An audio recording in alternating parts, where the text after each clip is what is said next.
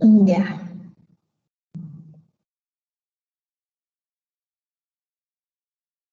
Si ustedes ven acá, esta es una de las imágenes que la proyecta el INEC. Miren, desde el año 2002 hasta la proyección que tiene en 2025, cómo va en aumento, y esto se va a deber a una serie de factores.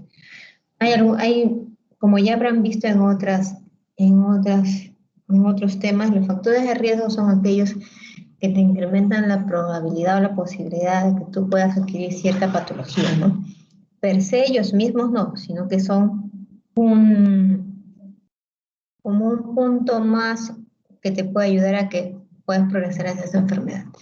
Entonces acá tenemos los factores demográficos y ya sabemos que los varones negros más de 50 años y que hayan migrado de una zona poco endémica a una zona donde hay mayor cantidad con población con cáncer de colon, va a ser un factor de riesgo más adicional a los que ellos ya pueden tener previamente. En cuanto a los factores biológicos, si a eso le sumamos que ya tienen 50 años encima, la posibilidad a partir de los 50 años de presentar adenomas es mayor. Recuerdan el ciclo de adenoma-carcinoma.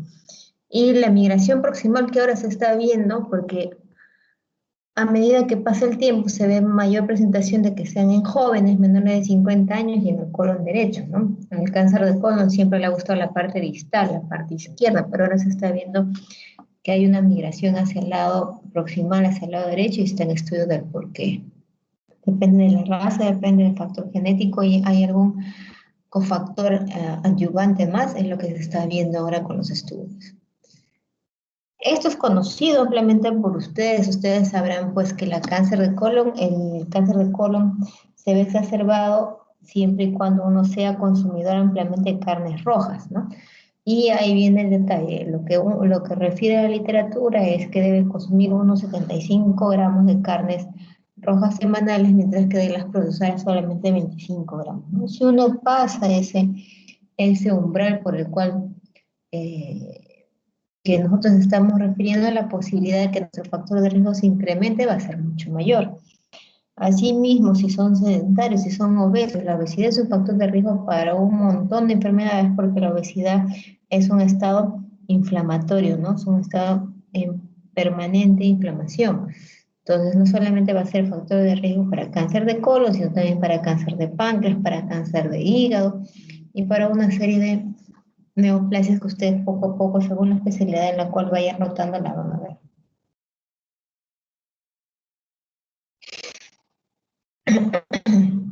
Asimismo, el alcohol, el trabajo, son dos factores que ayudan a que se pueda presentar la enfermedad. Hablan de lo que son las AINES y la aspirina como factor protector, pero en realidad eh, no se ha establecido la dosis ni el tiempo, ¿no? ¿Cuánto va a tomar la aspirina? ¿100 miligramos, 400 miligramos? ¿Por cuánto tiempo lo va a tomar? ¿6 meses? ¿Un año? ¿Y eso por cuánto tiempo te protege? En realidad todavía hay estudios que van a tener que seguir realizándose para ver si realmente hay un efecto protector con estos fármacos.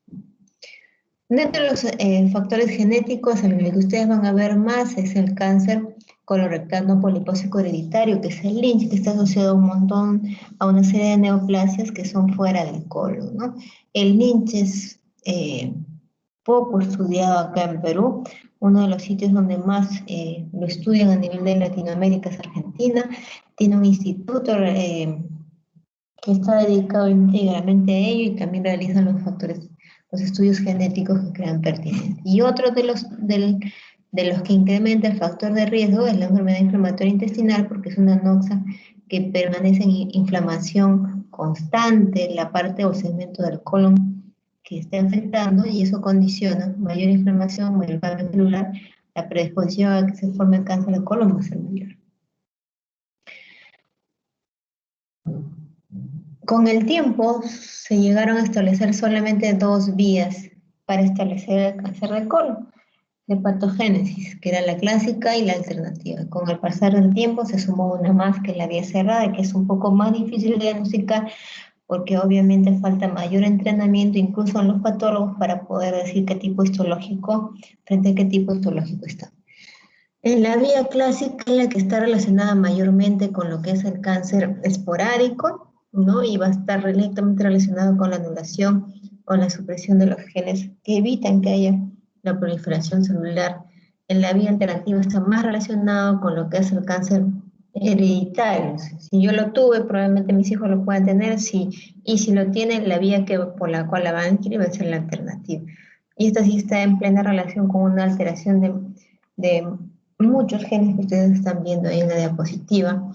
Y en la vía cerrada es interesante porque esto recién se estableció plenamente a partir del año 2003, no tiene muchos años, es entre comillas reciente, y lo que se produce es una hipermetilación de las citosina guanina fosfato. Lo malo, la metilación per se no es mala porque hay un montón de cambios que se realizan con la metilación. El problema es cuando se hipermetila, lo que hace es que lleva a la formación de pequeños islotes de neoplasia intramucosa que finalmente llegan a ser carcinomas. Acá ustedes están viendo la patogénesis clásica que siempre se planteó, ¿no? El epitelio normal, cómo va cambiando todos los grados de displasia, finalmente el carcinoma, y cuando ya viaja fuera del órgano afectado ya se dan las metástasis, y esto probablemente se da en el lapso de 10 años, ¿no? Y es cuando ustedes probablemente lo van a ver en la consulta, ¿no? Los pacientes que ya llegan con una tumoración, caquéticos, descubres que es de colon, ese paciente no está con esa tumoración reciente, ¿no? Un mes, 2 meses, no tiene años. Esta diapositiva es particularmente importante porque me interesa que ustedes sepan la histología y el tamaño. En la histología va a depender si son túbulos vellosos, serán más malignos, y dependiendo a mayor tamaño, mayor posibilidad de que haya neoplasia, una neoplasia intraepitelial, ¿no? Entonces, empezamos siempre, los cambios neoplásicos van a llevar a la formación de lo que es un adenoma. Me va a importar la histología, ustedes están viendo acá, tubular velloso o túbulo velloso. Los túbulos vellosos, si bien es cierto, tienen mayor potencial maligno, pero son los menos frecuentes. Los más frecuentes son los tubulares y tienen menor potencial maligno. Y el tamaño, sí, a mayor tamaño, ustedes están viendo, miren, más de 2 centímetros, la posibilidad de que haya casi el 50% de displasia de alto grado y dentro de esto una neoplasia va a ser mucho mayor. Entonces es importante, si tenemos una lesión que mide 2 centímetros y medio, 3 centímetros y medio, vamos a tener que plantearnos la resección. Ahora, la resección será endoscópica, será quirúrgica, como siempre le digo a todos mis alumnos, va a depender de la logística que ustedes tengan en el hospital, de la experiencia que tengan en el hospital que trabajen. Puede ser endoscópico o puede ser quirúrgico, eso ya va a depender de la realidad en la cual ustedes se desempeñen. Desde el punto de vista histológico, ustedes se están dando cuenta que la mayor proporción son de tipo adenocarcinomas y luego van a estar todo lo que ustedes están viendo que pueden ser linfomas, que pueden ser GIST, que pueden ser por metástasis desde otro órgano, va a haber una variedad. Una vez que yo diagnostico lo que es una neoplasia de colon, un cáncer del colon, lo que yo tengo que ver, muy bien, ¿se quedó ahí? ¿Sigue en el colon o ya viajó hacia otros lados? Ha ido a hacer, ha enviado sus células malignas hacia otro lado. Entonces, con esta diapositiva lo que nosotros nos damos cuenta es que fuera del colon, lo que más le gusta es el hígado, le va a seguir el pulmón, el hueso, finalmente el cerebro y los otros órganos con los cuales nosotros podamos estar en contacto con la neoplasia, ¿no? O sea, los órganos vecinos. Esto es importante porque generalmente para los oncólogos, cuando quieren estadiar para saber cuál va a ser el tipo de tratamiento, lo que piden es una pantomografía, ¿no? Una tomografía de cerebro, de tórax, de abdomen y pelvis. El cuadro clínico va a variar, no recuerdo si el doctor Pichilín sigue dando la clase de neoplasia gástrica precoz.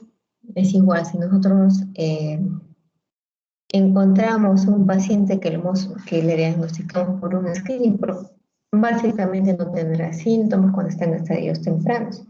A diferencia, si ya pasó mucho tiempo y el paciente no ha sido examinado, probablemente va a tener una serie florida de síntomas, ¿no? Desde tumoración, dolor, baja de peso, fiebre. Eso va a depender del estadio en el cual nosotros lo encontremos. Si yo sospecho de lo que es una neoplasia de colon, yo tendré una de las herramientas que es muy fácil de adquirir, está muy sencilla de adquirirla, es relativamente cómodo, lo que es en MINSA y Salud, y que es la colonoscopía. La colonoscopía lo que hace es, tiene una cámara en la punta, ¿no? Me permite a mí viajar previamente al colon limpio, viajar a través de toda la longitud del colon y ver dónde está la neoplasia, cuál es la forma de la neoplasia, cuánto de la luz del colon ocupa, solamente hay en ese lado, hay en otros lados. Entonces la colonoscopia es bastante versátil para que nosotros podamos describir todas aquellas características que les he mencionado. Una de las limitaciones sería, pues, siempre y cuando hay una estenosis severa, por el cual no me permite a mí entrar con el equipo, entonces tendré que pensar en otras opciones, como sacar una biopsia a través de una laparoscopía, ¿no? Entran en una laparoscopía, sacan una biopsia en cuña y eso finalmente se llega al diagnóstico histológico, que es lo que quiere en realidad el patólogo para saber cuál va a ser la opción de quimioterapia o radioterapia que le va a brindar al paciente. Lo que a mí me ayuda para saber en qué estadio clínico está es sacar el estadiaje a través del TNM, ¿no? T de tumor, N de ganglios, M de metástasis. Ustedes están viendo que si tenemos un paciente en un estadio clínico temprano, la sobrevida a los 5 años es bastante alta, 74%, y esto es lo que a mí me importa, ¿no? Detectar en estadios tempranos que yo le pueda dar un chance a mi paciente de que tenga un tratamiento curativo. La diferencia, si yo lo encuentro en estadios avanzados, la supervivencia es a 5 años, como les mencioné anteriormente. Hay varios estudios que están viendo si realizando metasectomías, probablemente la sobrevida pueda mejorar, eso realmente todavía está en estudio. El tratamiento plenamente ya pasa a ser a cargo, como les dije, de un equipo, dependiendo si es curativo, paliativo, entrará el oncólogo, el cirujano, si es netamente paliativo, probablemente solamente el oncólogo. Dependiendo si es de tipo temprano, probablemente solamente haya una resección y después una una post quimioterapia, dependiendo en el tiempo en el cual nosotros hemos realizado la resección. Y si ya está avanzado, por ejemplo en el INE lo que se está haciendo es realizar aquellos pacientes que tienen cáncer de colon y una sola metástasis hepática, lo que se le hace es realizar una quimioterapia previa, se les realiza posterior a esta la metasectomía, luego la resección del colon del segmento afectado. Ya han visto que hay una discreta mejoría en cuanto a la sobrevida, ¿no? Todavía este estudio están tratando de ver si esta sobrevida es realmente importante, si pasa los 5 años, los 7 años, los 10 años, es lo que están tratando de limitar actualmente los oncólogos. Es importante que después de una neoplasia yo siga vigilando a mi paciente, claro, dependiendo del estadio. Si es un estadio temprano y ya hice un tratamiento curativo, pues tendré yo que vigilar a mi paciente para saber si realmente va a volver a tener una neoplasia, puede tener una lesión preneoplásica, en qué momento debo intervenirlo. Y nosotros específicamente nos vamos a citar acá, ¿no? En esta parte del algoritmo, en el cual nosotros vamos a ver si ya tenemos un cáncer de colon resecado, sea por endoscopía o sea quirúrgico, yo tengo que plantearme una vigilancia al año y a los 4 años. Siempre planteándonos la pregunta de si realmente en esa colonoscopia que yo le realizo a mi paciente, tiene lesiones que ameriten seguir seguimiento. Si yo veo que estas lesiones sí ameritan seguir seguimiento, pues plantearé una nueva a los 3 años. Nuevamente en esa colonoscopia tendré que preguntarme, ¿necesita seguir vigilancia o necesita que ya yo pare la vigilancia y solamente lo mande a mi paciente para un screening en población normal, que es cada 10 años? Entonces, si es así, después de 2 colonoscopías en la cual no tenga ningún tipo de lesión, lo puedo mandar al screening dentro de una población normal, que es cada 10 años cuando la colonoscopia sale normal. O si tiene algún tipo de comorbilidad o más de 80 años, también le diría, ya no es necesario hacerle seguimiento endoscópico. A diferencia de si yo realizo las colonoscopías y veo que no hay ningún tipo de lesión, tendré que realizar uno a los 5 años. Si nuevamente no hay ningún tipo de lesión, entonces yo podré plantearme nuevamente, ¿debo seguir Debo continuar, debo parar, debo mandarlo a una vigilancia cada 10 años. Ahí es cuando yo tengo que volver a plantearme las preguntas. Para concluir, recuerden que es una enfermedad muy prevalente, hay muchos factores de riesgo.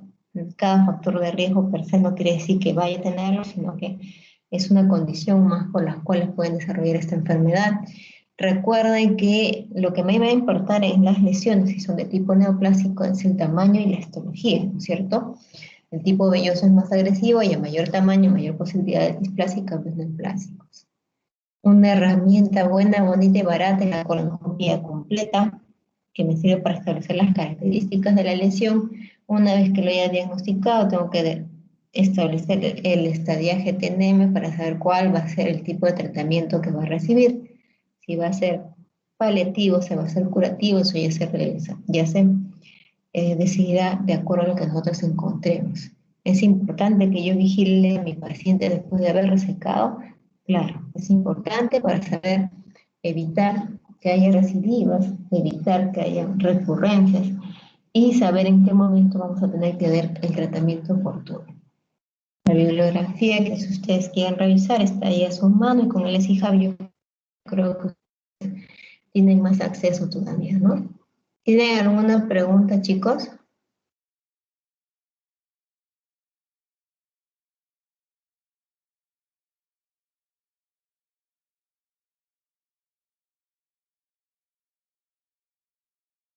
¿Ninguna?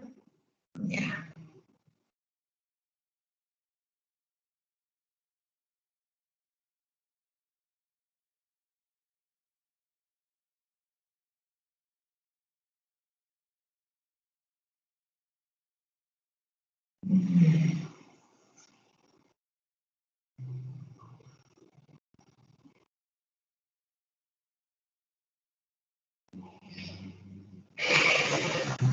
¿Han llevado ya ustedes previamente alguna clase de enfermedad inflamatoria intestinal en alguna de sus cursos anteriores?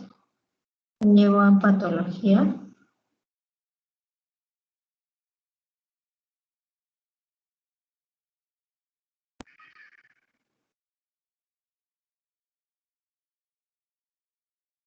Sí.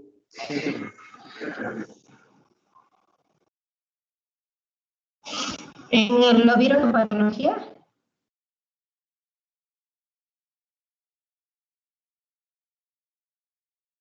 Disculpe, doctora, no se escucha. ¿Lo vieron ustedes en patología o dónde lo han tocado?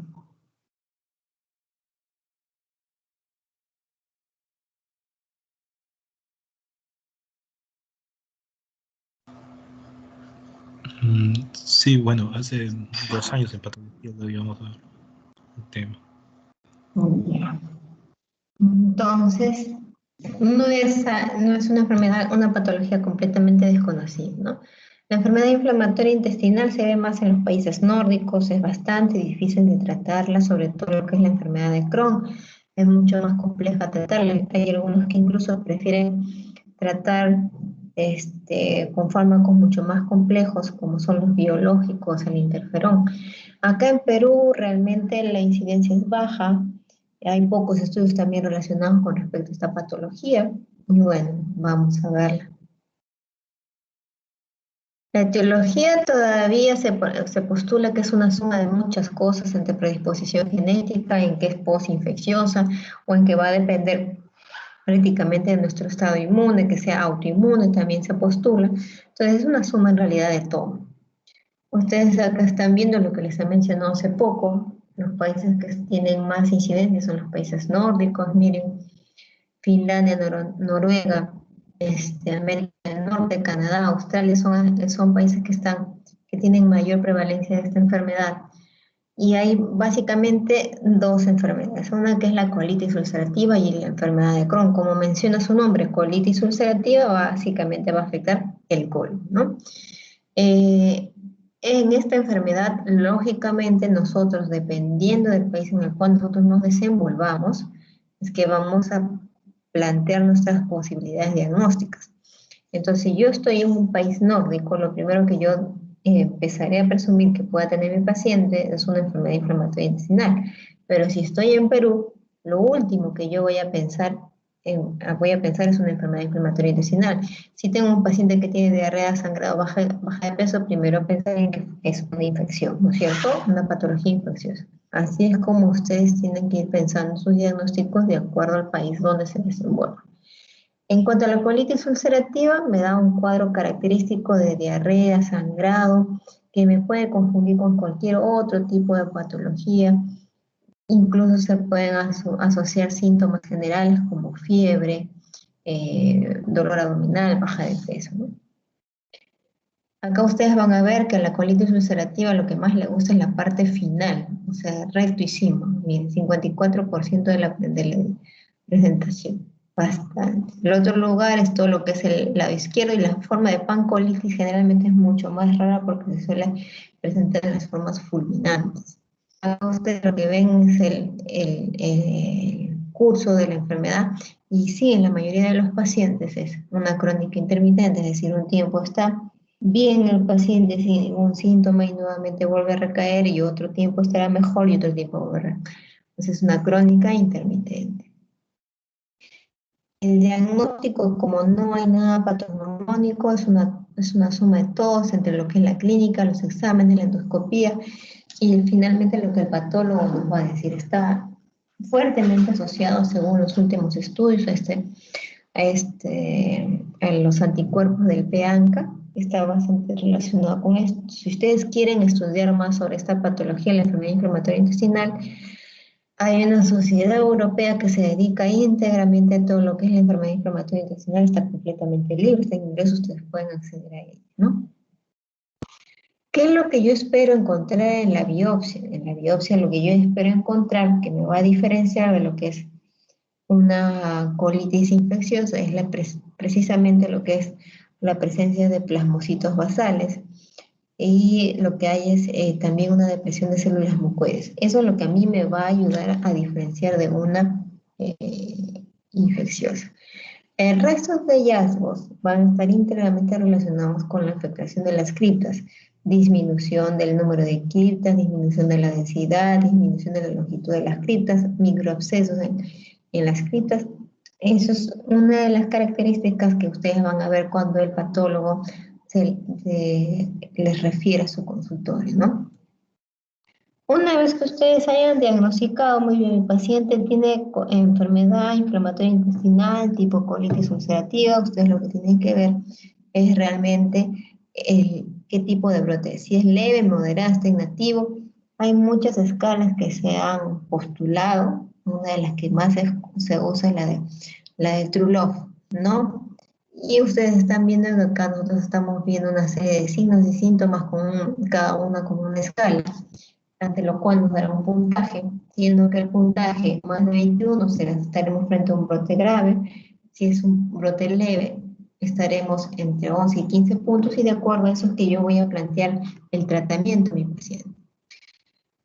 Una vez que yo piense que debo dar tratamiento, ¿cuál es el objetivo? El objetivo es que mi paciente tenga el mayor tiempo de bienestar posible, ¿no es cierto? O sea, que la remisión de sus síntomas sea el mayor tiempo, que no llegue a complicarse, que no llegue yo a resecarle la parte del colon que esté afectado, o si es que lo necesita todo el colon, evitar esos tipos de complicaciones para mejorar la sobrevida de mi paciente. Y acá ustedes lo que están viendo es una pirámide de todo lo que yo puedo usar para tratar a mi paciente, ¿no? Vamos a partir de los aminosalicilatos, vamos a partir por los corticoides, si ya no me responde pasaré a inmunosupresores y finalmente la terapia biológica. Los antibióticos se usan siempre y cuando nosotros pensemos de que hay algún tipo de coinfección con lo que es la colitis ulcerativa, ¿no? Pero toda esta gama de fármacos son los que yo tengo para poder tratar a mi paciente. Siendo así que si yo estoy entre un brote leve, entre 11 y 15 puntos, lo que yo tengo que decir es pensar, estoy en una colitis ulcerativa que es distal, o sea, en la parte final, recto sigmoide, estoy en una colonoscopia extensa que me toma prácticamente todo el colon. Si es distal, lo que yo usaré son medicamentos tópicos como supositorios, espuma, enemas, y lo puedo asociar también de manera tópica con los aminosalicilatos, sí. En una colitis extensa, ya tendré yo que pensar probablemente en que sea de manera endovenosa, porque no va a poder llegar, siendo que esta es extensa, y ya estaré pensando yo en usar los corticoides, y los corticoides rápidamente tengo que pasar yo a evaluarlos entre el segundo y tercer día para ver si hay mejoría, y lo podré hacer con un índice de Trulop o con cualquier otra escala que yo conozca. Si es una colitis ulcerativa grave, lo primero que tengo que pensar es en hospitalizar a mi paciente. Primero tiene que hospitalizarse. Le voy a pasar de manera endovenosa los corticoides, como les digo, el tercer día lo evalúo. Le puedo realizar una nueva escala de Trulop, le hago con la escala de Oxford. La escala de Oxford lo que dice es que si tiene más de 8 deposiciones, o si tiene más de 3 deposiciones con una PCR que está más de 45, quiere decir que el corticoide no está mejorando, tendré que yo pasar a otro tipo de fármaco, siguiendo el gráfico anterior que nosotros hemos visto, pues tendré que yo pasar a lo que son los inmunomoduladores. Entre ellos tenemos la ciclosporina o la cetropina, dependiendo de lo que ustedes tengan. Si mi paciente no mejora, tendré que yo pensar ya en darle los biológicos como el infliximab, y si finalmente no mejora, pues lamentablemente tendré yo que pensar en la resección quirúrgica del segmento que esté afectando a mi paciente, que como le digo, no es parte de mi objetivo es que esté el mayor tiempo en bienestar, que la remisión sea mayor, que evitar el tratamiento quirúrgico para evitar la resección de la pieza. Cuando llego yo a tratamiento quirúrgico, cuando no responde el tratamiento médico, cuando hace evento adverso al tratamiento médico, cuando es córtico refractario, cuando es córtico resistente, o cuando yo ya haya detectado pues, que tenga algún tipo de displasia de alto grado o cáncer. Recuerden ustedes que a partir del 8º año de diagnosticado el paciente tiene que someterse a un screening endoscópico. A partir del 8º año, a través de muchos estudios se ha llegado a determinar que es el tiempo indicado en el cual empiezan a aparecer ya los cambios celulares en todo lo que es el cuerpo, ¿no? Desde displasia leves hasta displasia severas y presencia de cáncer intramucoso. Entonces ahí es cuando nosotros tenemos que empezar a hacer screening endoscópicos por colonoscopía. ¿Hasta aquí alguna pregunta, chicos?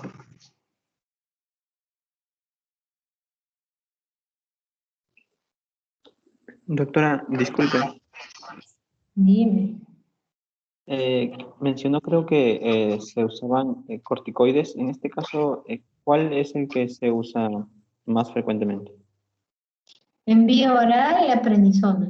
En vía endovenosa, metilprednisolona.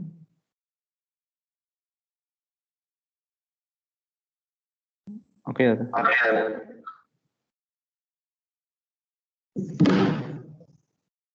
¿Alguna otra pregunta, chicos? Sí, doctora, una consulta. ¿El uso de corticoides por cuánto tiempo se puede dar en un paciente que tiene enfermedad intestinal? Enfermedad inflamatoria, ¿no? Colitis ulcerativa, básicamente, que es lo que estamos viendo. Como te he dicho, primero tú tienes que ver si realmente le hace efecto, y eso el tercer día lo evalúas. Si no te hace efecto, tienes que pasar a otro en la pirámide de fármacos que tenemos. Pero tú lo tienes que evaluar hasta 3 días y de acuerdo a la respuesta puede ser hasta 4 semanas. Pero tienes que ver que haya respuesta. Y eso se evalúa el tercer día. Si no mejora, tienes que cambiar a otro fármaco.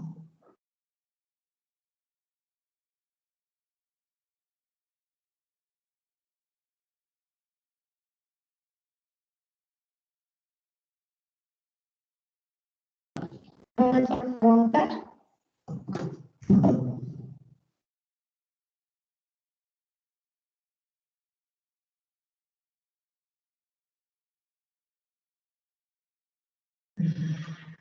Ninguna, ¿no?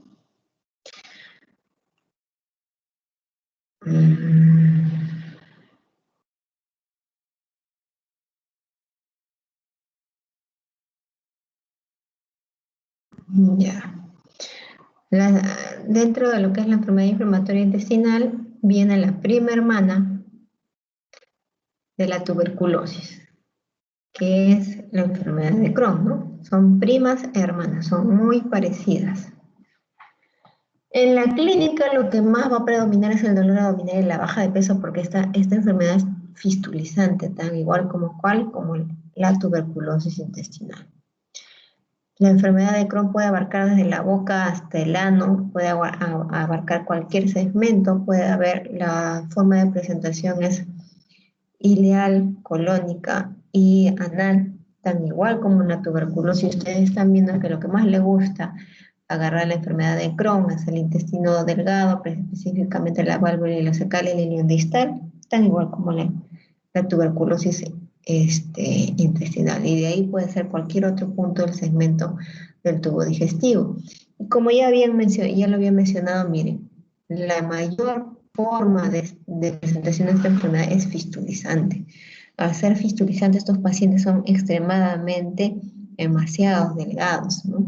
Porque le resta la capacidad de superficie de absorción al ver tantas fístulas, ¿no? Fístulas pueden ser de colon a colon, de intestino delgado a colon. Hay muchas presentaciones de lo que son las fístulas. Pueden ser obstructivas, sí, pueden ser mixtas también, pero la mayor forma predominante es la de fístulas.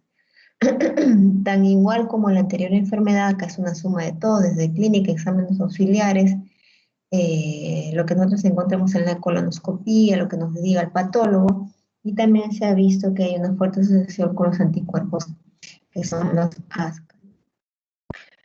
¿Qué es lo que me importa a mí que diga el patólogo? El patólogo me debe referir que hay una inflamación transmural, es decir, que coja las tres capas, mucosa, submucosa y serosa, y lo más importante y que me va a ayudar a diferenciarlo de su prima hermana es la presencia de granuloma, pero a diferencia de tuberculosis, esos no serán gaseosos. No se olviden de eso. Muchas veces también ha sido pregunta de examen en su internado, en el ENAM, me parece. Las complicaciones más frecuentes de la enfermedad de Crohn es la presencia de fístulas, y estas fístulas pueden conllevar abscesos. Entonces, lo más frecuente en los pacientes, las fístulas, los abscesos. ¿Puede presentarse cenosis como complicación de una cicatrización de alguna lesión previa? Sí, también. Pero recuerden básicamente las fístulas y los abscesos. Tan igual como en la enfermedad de colitis ulcerativa, vamos a tener que usar una escala que ven ustedes que se multiplica, que es por un factor, es mucho más engorroso, y esto nos va a servir a su vez para saber si estamos frente a un brote leve, moderado o severo. Dependiendo de esto, como les dije desde el inicio, incluso es más difícil de tratar en estos pacientes. Si bien nosotros en la colitis ulcerativa vamos de menos a más fármacos, es decir, de los aminosalicilatos, pasamos por los corticoides, los inmunosupresores y los biológicos, acá muchas veces empieza al revés, o sea, de la parte más alta de la cúspide hacia la base de la pirámide de los fármacos. Podemos empezar con biológicos, pasar a inmunosupresores, pasarlo a corticoides y finalmente a aminosalicilatos. Acá las tres formas de presentación que les mencioné anteriormente, las más frecuentes, la ileocecal, la colónica y lo que es la parte perianal. En todos los casos ustedes van a ver que van a asociar muchas veces lo que es aminosalicilatos. En algunas veces suelen pasar de frente a lo que son los corticoides, suelen monitorizar con lo que es la calprotectina fecal, ¿no? Que me va a decir si realmente mejoró, hay sangrado, si persiste la inflamación. A nivel de la parte perianal, ustedes van a ver que no solamente va a ser necesario el uso de estos fármacos, incluso va a poder iniciar el tratamiento ya con lo que es el infliximab, sino también que se asocia con la limpieza, el curetaje. Muchas veces necesita el curetaje, la limpieza quirúrgica de los abscesos para que pueda ayudar a la resolución, del problema del paciente. ¿Cuán frecuente es la enfermedad de Crohn en la práctica diaria? Muy poco. Personalmente, en todos mis años de gastroenterólogo, solamente hemos visto un caso, y porque estamos en Perú, a diferencia de mis colegas que trabajan en España, que ellos prácticamente lo ven muy seguido, ¿no? ¿Cuándo voy a llevarlo a tratamiento quirúrgico? Cuando tenga yo una presentación fulminante con hemorragia, perforación, no, o en algunos casos que hay abscesos que no impidan el desenvolvimiento del paciente o el sistema o el aporte nutricional del paciente, ¿no? Fístulas enterovesicales, fístulas enteroentéricas, en esos casos yo tendré que operar a mi paciente o simplemente cuando no responda al tratamiento tendré que entrar y resecar el segmento que afecta siempre y cuando pensando también que esta enfermedad va a fistulizar, ¿no? A veces en post-tratamiento quirúrgico también suelen fistulizar. ¿Hay algún otro tipo de manifestaciones fuera del tubo digestivo? Sí. Se ha visto que está muy relacionado con algunas patologías autoinmunes como la hepatitis autoinmune, neoplasias como el colangiocarcinoma, patologías que suelen afectar la vía biliar, la colangitis esclerosante primaria. Esas son las tres formas en las cuales más fuertemente vamos a ver como manifestación extraintestinal. La enfermedad inflamatoria intestinal acá en Sudamérica o en América Latina es poco frecuente, poco prevalente. Los sitios más prevalentes son América del Norte y los países nórdicos. Va a depender la clínica, muchas veces de la presentación del paciente. Acá en Perú, si sospechamos de enfermedad de Crohn, previamente tenemos que haber pensado en tuberculosis. El diagnóstico es una suma de muchas cosas, no hay nada patognomónico que a mí me pueda decir. Una vez que yo lo haya diagnosticado, tengo que ver qué tipo de brote es para saber cuál es el tratamiento que voy a establecer en mi paciente.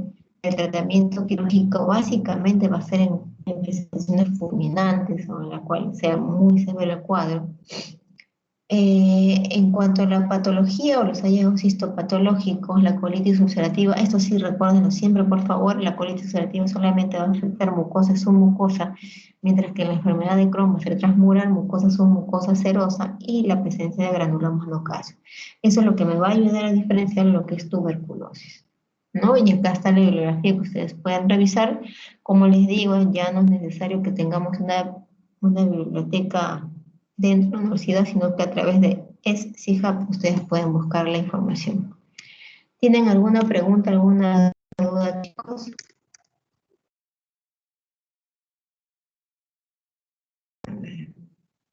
No tienen preguntas, yo les pregunto.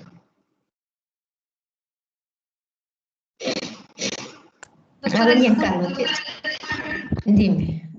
La enterografía por resonancia magnética. ¿Cuál?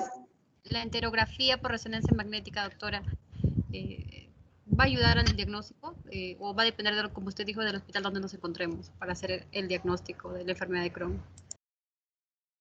Acá lo bueno, bonito y barato con lo que tú puedes ver, por ejemplo, el Crohn, si estás pensando en Crohn que es de tipo colónico, es el colon. Si estás pensando en intestino delgado, puedes hacer una enteroscopía. La enteroscopía puede ser por endoscopía o puede ser que hagas tú una enteroscopía a través de resonancia magnética, que es lo que tú estás mencionando. Pero todo va a depender de la logística que tenga tu hospital, ¿no es cierto?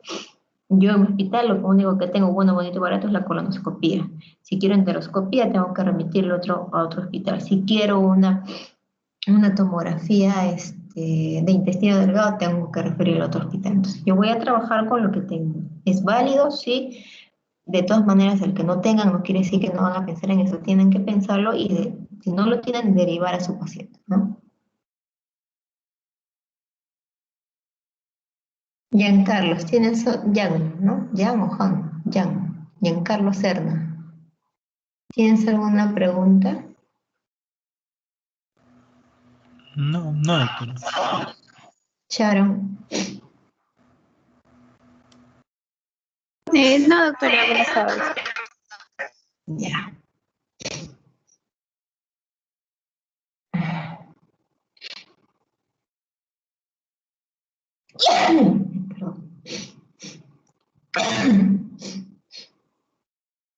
Ya, a ver.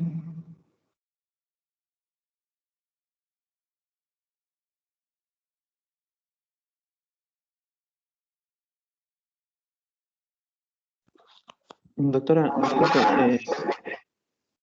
¿hay Dime. manifestaciones extraintestinales de las enfermedades inflamatorias? Sí, Una de las causas que ustedes han visto es que muchos postulan esa autoinmunidad, ¿no? Pensando en autoinmunidad, una de las más relacionadas es la hepatitis autoinmune.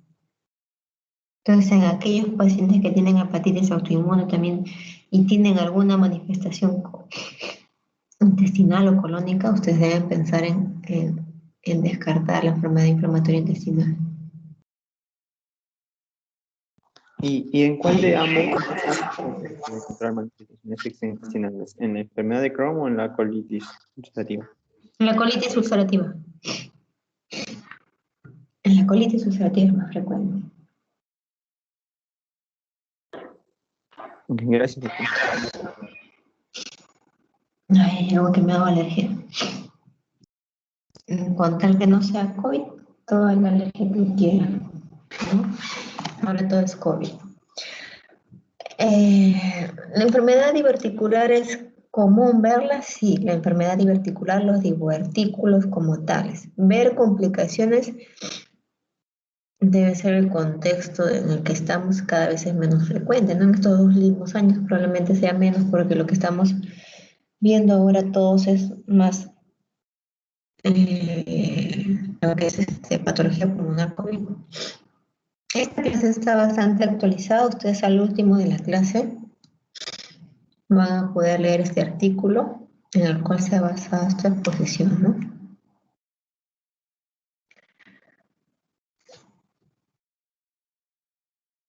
Los divertículos son pequeños sacos, son en realidad pseudodivertículos que con el tiempo se ha ido modificando la fisiopatología. Antes se decía que se producían en la debilidad, donde justo penetraban los vasos rectos. Ahora se postula otro tipo de cómo es que se inician los divertículos en esta amplia variedad que es la enfermedad diverticular. Vamos a empezar con lo que son los factores de riesgo y todo lo que están viendo ustedes, ¿no? Que sea obeso, como les digo, la obesidad es factor de riesgo para una serie de patologías, que tenga más edad, porque se postula que ya los tejidos son más laxos, que sea estreñido, que carga el peso, obviamente porque aumenta la presión intraabdominal, mayor lasitud de los tejidos y se pueden presentar estos divertículos, ¿no? El que fume, el que coma poca dieta también en fibra, va a incrementar su factor de riesgo.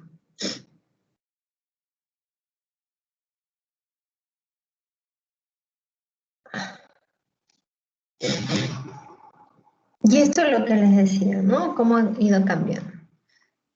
El divertículo, que el divertículo por sí mismo no es nada malo. Antes nosotros lo que veíamos era las complicaciones de la enfermedad diverticular, que son los abscesos, las hemorragias, las diverticulitis. Ahora lo que se postula es que hay un intermedio antes de lo que viniera a ser lo que son las complicaciones, que es la enfermedad diverticular no complicada sintomática, que muchas veces se puede confundir con lo que es un síndrome de intestino irritable, pero cuya única diferencia es que cuando uno elimina flatos se alivian los síntomas.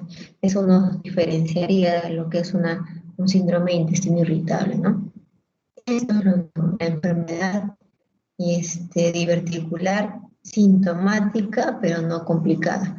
Entonces, dentro de la presentación de la enfermedad diverticular, ustedes están viendo que es simplemente la presencia de divertículos y la enfermedad diverticular sintomática no complicada tiene la mayor presentación. La parte complicada, la parte del sangrado, de la peritonitis, la parte de los abscesos, es mucho menos presentación de un 20-25%. Ustedes están viendo acá abajo un divertículo sin mayor tipo de complicación. Acá ustedes lo que están viendo es hay cambios hiperémicos, está hay cambios de coloración. Lo menos frecuente que ustedes van a ver es esto, ¿no? La presencia de abscesos y una fístula. Entrar en esto a una colonoscopia sospechando en una diverticulitis es bastante raro, ¿no? Lo único que ustedes, si es que sospechan una diverticulitis, antes de indicar una colonoscopia, lo que primero van a solicitar son estudios por imágenes antes de una colonoscopia, porque hay bastante riesgo de que se perfore. Esto es lo que yo les mencionaba anteriormente, la fisiopatología que se postulaba, ¿no? Que a través de de esa debilidad en las paredes que producía la penetración de los vasos rectos es que se producían los divertículos. Ahora es distinto lo que se postula, y se va a postular de acuerdo al tipo de presentación. En una diverticulosis lo único que ustedes van a ver es que va a estar más predispuesto generalmente en aquellos que son obesos, que hay una predisposición genética, que no hayan buenos estilos en lo que es la nutrición, va a haber un aumento en lo que es la presión intraabdominal y va a producirte la diverticulosis. Muy parecido al anterior, en lo cual ya nosotros vamos a ir viendo cambios en lo que es la enfermedad diverticular asintomática más complicada. Un ratito, por favor. Ya. Entonces acá ya ustedes van a ver pues que hay una disminución en el umbral del dolor, hay una hipersensibilidad en los plexos que rodean a esta pared diverticular, perdón, que me va a llevar a producir pues los síntomas que tienen estos pacientes que mayoritariamente son un dolor que se produce, que se prolonga por más de 3 días. En una diverticulitis ya lo que me dicen que hay alteración en la microbiota, es decir, hay una disbiosis, esta disbiosis produce cambios dentro del divertículo, el umbral del dolor está mucho más bajo que en los anteriores casos que ya hemos mencionado, hay una inflamación constante y se produce la diverticulitis. En lo que es el sangrado, lo que se postula es que hay una formación anormal de vasos, que estos van a ser muchas veces con la presencia de fecalitos, estos van a horadar dentro de lo que es la superficie del divertículo y posteriormente nos lleva al sangrado. Lo que ustedes van a ver con respecto a los divertículos es que estos son mucho más prevalentes a mayor edad, mayor predisposición para que ustedes puedan encontrar los divertículos. La mayoría de ellos son asintomáticos, es decir, a través de una screening es que uno llega a diagnosticarlos. A nivel de en quién se presenta más, si es en hombre o en mujer, pero hay una discreta predisposición a favor de las mujeres, ¿no? ¿Qué es lo que le gusta más a la enfermedad diverticular? La parte izquierda, la parte distal, la parte del sigmoide, del descendente distal, es lo que más va a haber mayor predisposición para nosotros encontrar ahí los divertículos. La clínica va a depender del espectro en el cual ustedes lleguen a diagnosticarlo. Si es por screening, simplemente serán divertículos. Si es sangrado, probablemente haya sido un vaso que esté horadando en uno de los divertículos, y esto ustedes van a poder decir que puede ser una complicación de alguna presencia de un divertículo. Entonces va a depender de lo que ustedes se encuentren, cuál es el espectro de enfermedad en el cual ustedes estén viendo al paciente. Perdón. Muchos pacientes que vienen por fístula dicen que ellos salen a través cuando ellos orinan, ven materia fecal. Entonces muchas veces estos pacientes llegan, ustedes le preguntan y dicen que sí han tenido cuadros de dolor intenso a lo largo de los años, le hacen una cistografía y lo que encuentran pues es no solamente la fístula, sino que vecino a la fístula presencia de bastantes divertículos, y es que estos pacientes probablemente hayan tenido cuadros de diverticulitis aguda en el lapso del tiempo.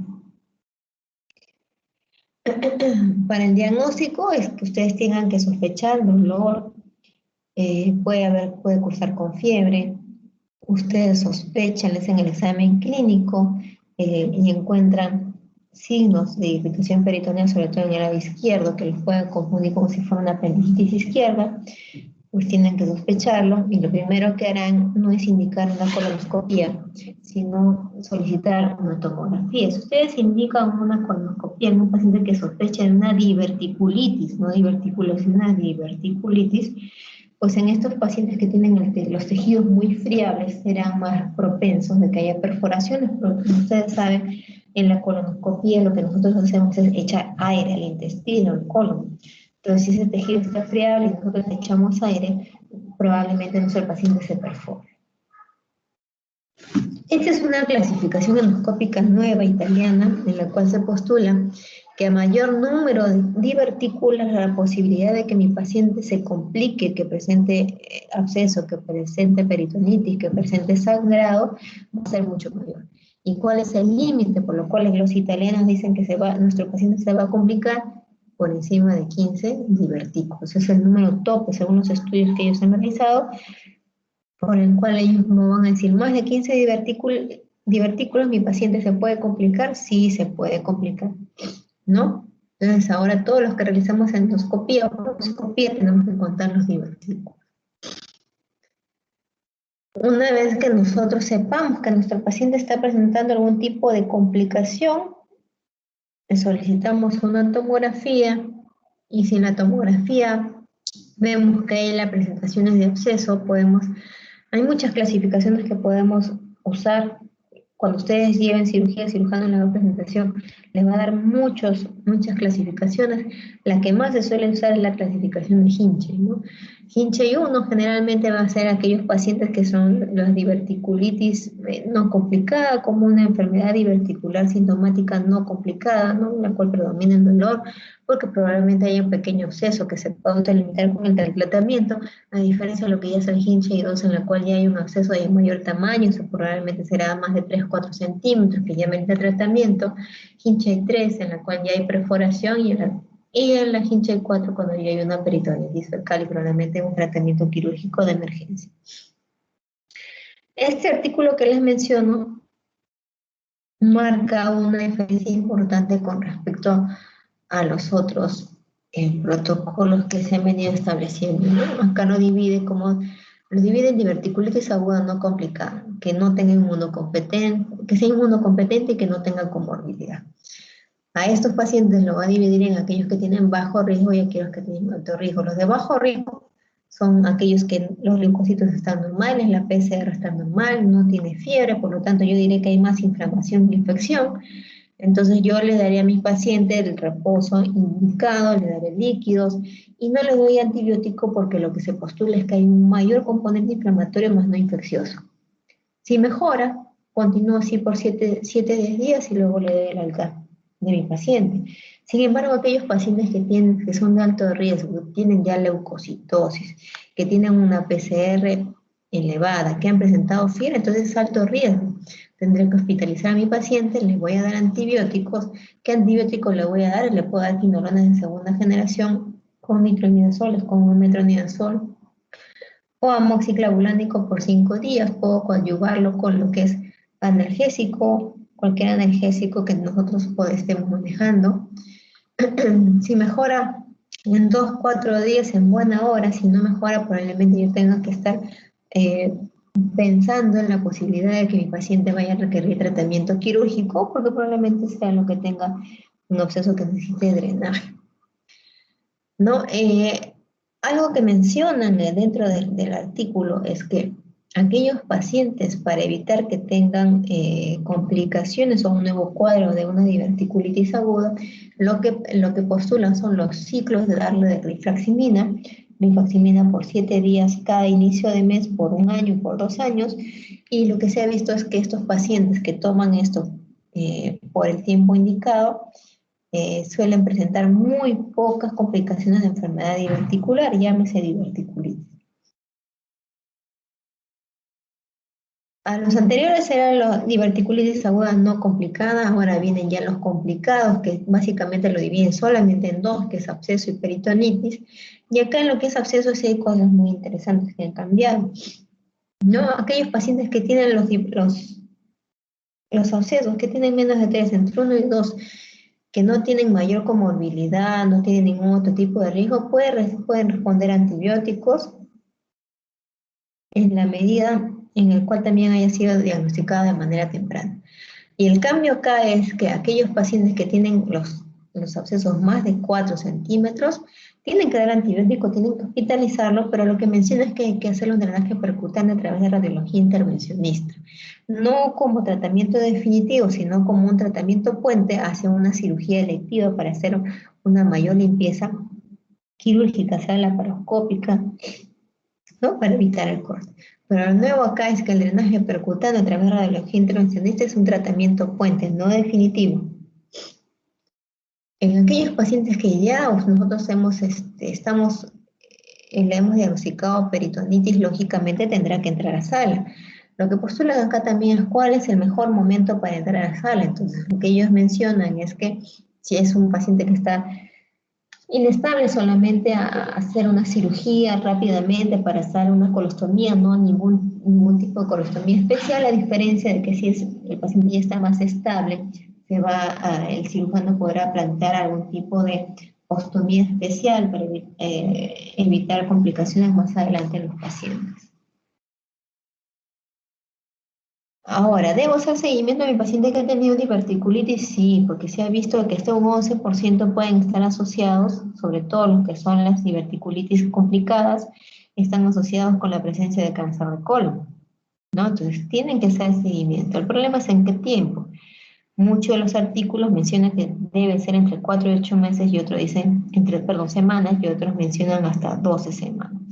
Previamente a realizar la colonoscopia, siempre una tomografía previa. Antes, cuando yo era residente, lo que se decía es que después del segundo cuadro de diverticulitis complicada, lo que nosotros deberíamos hacer es resecar el segmento afectado. Ahora lo que se menciona es que debe evaluarse la frecuencia, cuán severo ha sido cada cuadro, si el paciente o los familiares que acompañan a este paciente están de acuerdo o no en la posibilidad de resecar el segmento que esté afectado. Entonces tienen que evaluar todos estos factores que les estoy mencionando, antes simplemente después del segundo cuadro se decía resección quirúrgica, por ejemplo, del sigmoide, porque siempre se necesitaba sangrado diverticular, ¿no? Ahora tienen que ver la frecuencia, cuán severo es, qué comorbilidad tiene el paciente y si el paciente está de acuerdo o no en llevar a cabo ese tratamiento.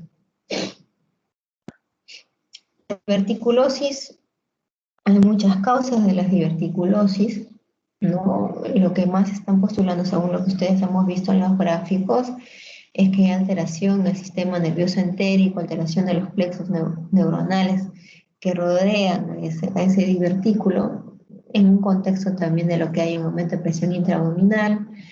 Estos pueden ser asintomáticos, que sean hallados en algún tipo de chequeo, en algún tipo de screening, y hasta incluso puede variar hasta las formas complicadas, que ya básicamente lo vamos a diagnosticar con imágenes como tomografía. El diagnóstico, si lo hacemos por colonoscopía, recuerden que es de tipo a través de screening. El manejo va a ser de acuerdo a la presentación que ustedes tengan y nunca se olviden que en las diverticulitis complicadas hay hasta un 11% de que pueden estar asociados con cáncer de colon. ¿Tienen alguna pregunta, alguna duda, chicos?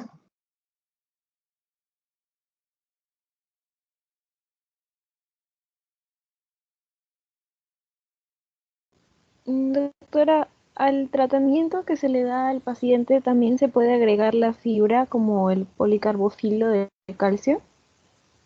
¿O no hay mucha diferencia aparte de las dietas? ¿Cómo? Había leído que se recomendaba agregar a la dieta la fibra con policarbofilo de calcio. Quería saber qué tan recomendable es.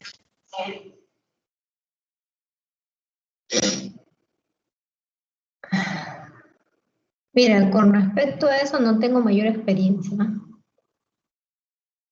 Nosotros no hemos manejado eso y tampoco lo he encontrado en la literatura. Así que no podría responderte por lo que me estás preguntando. Del policarboxilato me dices, ¿no? No tengo mayor referencia. De calcio, el celulosa. Metilcelulosa. Policarbofilo de calcio y también mencionaban a la metilcelulosa. La metilcelulosa no lo manejamos, sí está referido en la literatura, mencionan que en algunos casos se puede adicionar, pero con respecto al otro no he tenido referencia a lo que tú me estás hablando. No puedo referirte porque no lo encontré en la literatura y no lo manejamos tampoco. Ya, gracias. Y doctora también mencionó que se relacionaba con cáncer de colon. Sí. Entonces, a partir del estudio del paciente con enfermedad diverticular, se tendría que evaluar posteriormente con screen de colonoscopía.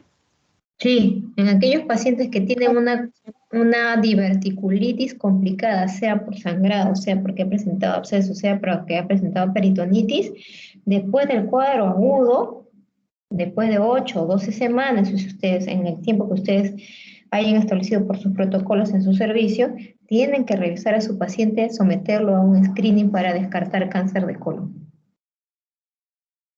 Eso sí tienen que hacer. Todo paciente que haya tenido un cuadro de una diverticulitis complicada, después de 8 o 12 semanas de pasado el cuadro agudo, ustedes tienen que realizarle una colonoscopia de screening. Siempre. Está asociado a cáncer de colon. Y eso sí lo hemos visto, yo particularmente lo he visto con frecuencia.